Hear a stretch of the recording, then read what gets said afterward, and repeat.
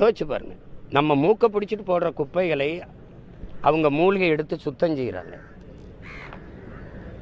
நீங்கள் பால் விற்கிறவனா பால்காரங்கிறீங்க, காய்கறி விற்கிறவனா காய்கறிக்காரங்கிறீங்க, அப்படி தானே சொல்கிறீங்க? அப்போ குப்பையை போடுறவனையில் குப்பைக்காரன்னு சொல்லணும். அதை அள்ளி எடுத்து சுத்தம் பண்ணுறவனே நீங்கள் குப்பைக்காரங்கிறீங்க.